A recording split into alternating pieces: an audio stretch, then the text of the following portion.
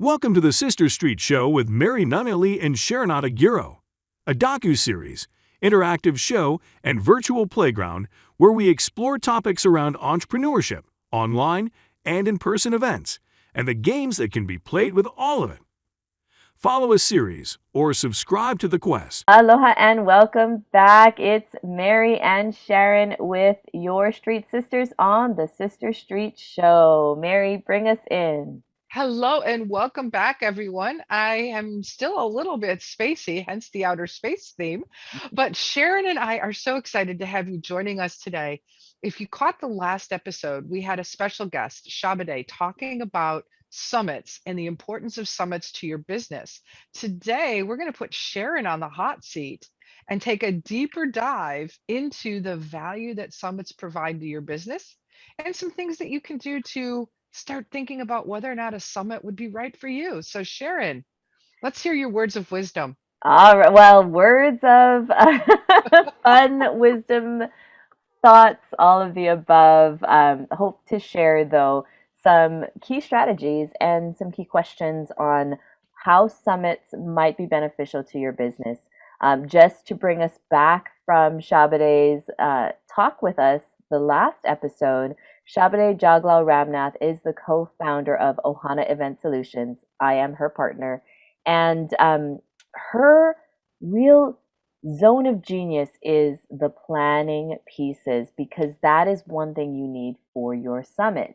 If you think, great, a summit is a good thing to bring a bigger audience, build my list, build my influence and my income, it can be. But if you don't allow yourself the time to plan, you will not have the amount of success, the confidence and ease, and you will not get the income that you're looking after if you don't have that time to, number one, plan with the speakers, and number two, the time to promote. So, Sharon, when you bring that up, it brings that old saying to mind of proper prior planning prevents poor performance. And Absolutely. I think that that is something that, as many of us in the entrepreneurial space come up against, is that we're so frequently just putting out the fires and flying by the seat of our pants. And we think, oh, yeah, snap my fingers and I can do it. A summit, how difficult can it be? And as you and Shabade mentioned on the last episode, you can put it together quickly. The question becomes, will it have those results that you're looking for? And I think this all ties back to what we've been saying since the very beginning of the show, having clarity, knowing what your goals are, and knowing what success looks like. And when you do the planning, that allows you to make sure that your vision aligns with the product, the summit, the performance that you're putting on. Am I on the mark with that? Absolutely, you're on the mark. Having the planning is key. And we mentioned it, but I just want to bring it back here in case you missed the last episode. You can plan a summit in as little as 6 weeks, and the sweet spot that we've found is about 3 months. If you go beyond that, it's going to be based on the complexity or your lifestyle goals, and those are perfectly fine, because this is an event strategy, a marketing strategy that should align with your business and your overall big picture goals. If you go beyond the 3 6 month mark, however, it does tend to lose some momentum. So making sure that you keep alignment with your big goals and why it's important to you and why it's exciting for you will help you keep that momentum. But the plan is the key to success. Absolutely. I love it. I love it. So what else can you share with us? So, so we went through some of the big picture. What is a summit? Why is timing and planning so important? Um, we're just going to mention it here, and we're going to follow up in future episodes. But summits are just one strategy, right? And so with Ohana Event Solutions and with Mary and myself doing online business, there are different online event strategies that you can consider when you want to build your influence, build your list, and build your income. So things that you might want to research and see whether they are a fit or not are summits, which are where you bring together a bunch of speakers, as little as 2 and 3 speakers, as many as 30, 40 speakers, depending again on your business goals. Um, and you bring them together around a common theme or a common business problem that the group solves.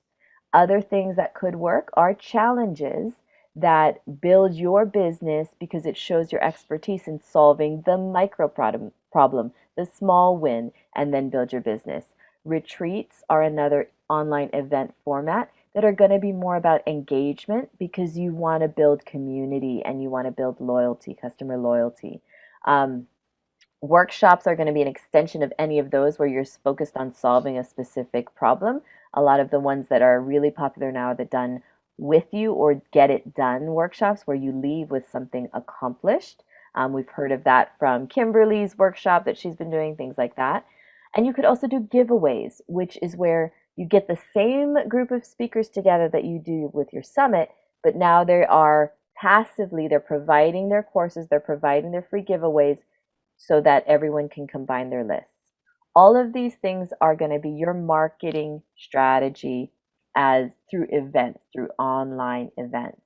And so just to mention all of those, coming back to the summit, why we think it's a great strategy that we wanted to feature to start with is because it's fairly simple to do with the right planning and the right team, and it makes a quick impact to grow your audience if done the right way. So we've had our summits where we've had about 200 to 600 new customers, new leads that you can start nurturing with the nurture sequence that we had before. So Mary, what comments do you have on the types of events and why a summit might be a good one? So, first of all, I really like the idea of having different strategies and thinking through what are you trying to accomplish and how much time do you have, because all of those would take time. And it might be easier for someone to put a workshop together quickly than it would be to put together a summit or a giveaway, because you also have to advertise and market those. So I really like the range of things. The other thing though that I was going to ask as you were talking about these different types, and I may be putting you on the spot, and you know I like to do that, is that what's the cost associated with something like this? And when I talk about cost, I mean not only the financial cost, but also the time cost. And I don't expect like a detailed spreadsheet answer, but just sort of a big picture. It's like, I know you've done almost all of these types of events as part of your strategy. So, what could somebody consider like as they're researching? What are those other costs? I'm so glad you mentioned that because there is a cost associated with it, right? It is a business strategy, and yet you're right. I can't give a spreadsheet answer because the answer is that it depends. It depends on multiple factors: how big, what speakers, what your financial goals are coming out of there, because there is a positive relationship with how much you invest and how much you're able to assume on the back end. There are variables that could impact that, but generally speaking, what you put in is going to be what you get out, right? There is a trade-off. You can bridge some of your time costs with money and bring a team on, or you can do it all yourself, but you will have to put longer lead times on your planning costs as well. So those different factors. What I would say is you can make it happen within your budget, understanding what you will and will not invest and give up. So you can do it as simple as a 2 to 4 person summit, quote unquote, where you're just going to invite the people that you know and you're going to go live and start talking about a topic. And I recommend that if you're just starting because you need to build the confidence. You need to just understand some of the complexity, and then you'll be able to do your next bigger and better, right?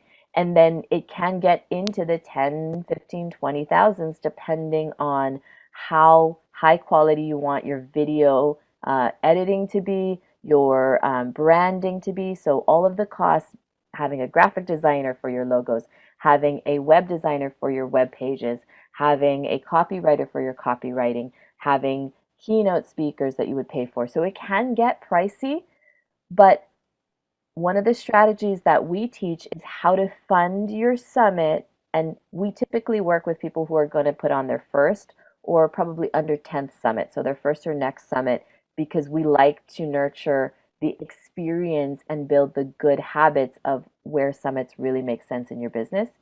But you can do it by funding it as you are building as a solopreneur. And as a business owner, small business owner, you can put a small investment of 500 to maybe $2,500 to get the basics of what you need while still being able to offset with your time commitments to bridge some of those cost gaps. So it's affordable and it's worth it to get 500 new customers that, one sale typically pays for that event. That's excellent. And I would just follow that up by saying, once you get those new customers, you also have to have a strategy in place of how you're going to welcome them to your world and how you're going to let them know more about what you do. Because 500 names on a list that does nothing is not going to help your business. And so, Yes, I wanted to share the one, actually, so there's two, the pre and so the during and the post strategies that we want you to have in any online event. And Mary and I talk about this a lot. What is aligned with your business? How do you level up and optimize your experience? Because I'm an experience master and she is an instructional designer. And we want to make sure that everything that you do is as engaging as possible because we want those lifelong followers and as optimized as possible so that you're taking advantage of all the opportunities and not missing some of those pieces that we have missed and are working together in community not to miss again. So, may I share those three? sure. Okay. So, we mentioned it with our last episode, but the first thing that we don't want you to miss anytime you do an online event is having a business strategy. This is not a hobby. And there are metrics of like when is a business a hobby and when is a business an actual business. But if you say this is my business, side hustle or main business, it doesn't matter. It should have a business strategy. The summit is the same. Lots of people that we work with start off thinking that a summit is just getting on stage, like just getting on a podcast or whatnot. And they think it's fun. And it is fun, but it should also be a fun business strategy. And if you don't consider what are my goals to make from either what is the money I need to come out of the summit with, or what is the amount of audience, or what is the impact that I want to make. If you don't have a clear business reason, then it's just throwing a party, and it might as well just be like a family reunion, right, or a friend reunion. Mhm. Um, Anything to add on the pre-strategy, Mary? I would just say strategy, strategy, strategy. Last year, I was a guest on several summits, on several podcasts, and coming from a corporate world where you would be chosen to speak at a conference or something, very rarely were you allowed to promote your business, your product, your service. You're hired because of your expertise. And the audience is there to hear, like, how do you use this particular software to solve this particular issue? And here's what we're doing at my business, my company.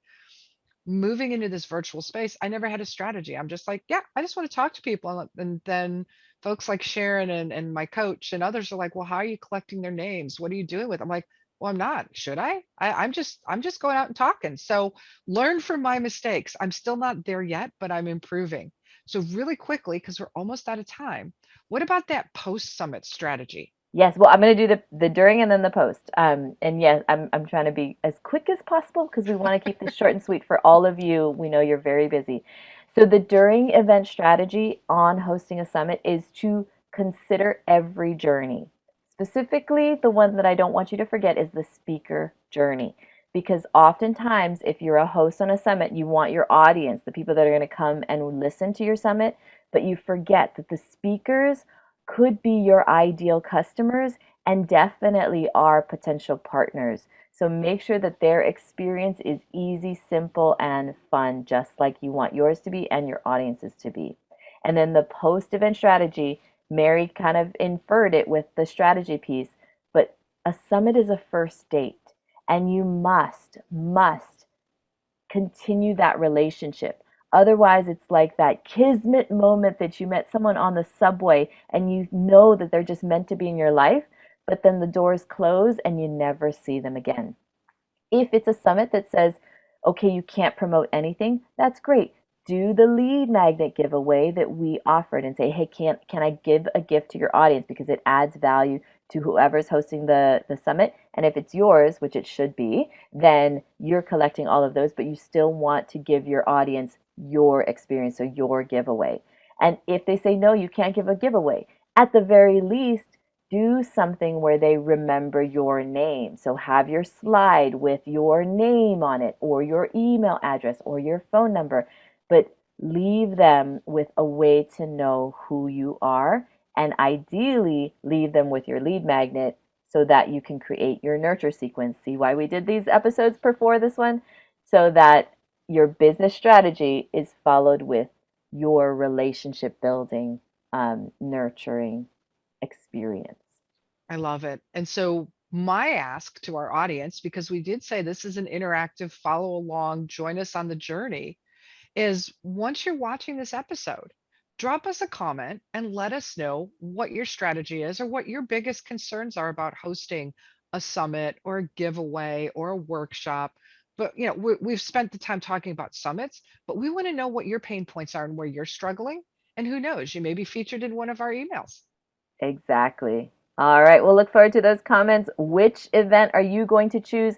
What is the struggle, or what is the comment that you've experienced from that? And next, we're going to follow up and do a little bit more deep dive on online events.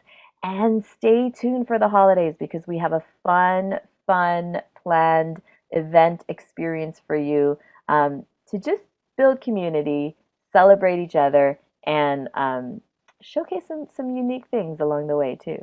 I'm looking forward to it. So why don't you take us away? All right. Well, that was my closing. So to take it away, once again, comment, like us, follow back, and make sure to tune in next time. I just got to stop saying take us out. Bye, everyone. Bye. We look Aloha. forward to having you tune in next week for the rest of the conversation. Thanks for listening to the Sister Street Show with Mary Nunley and Sharon Adagiro. To learn more about the topics discussed today, visit sisterstreet.show.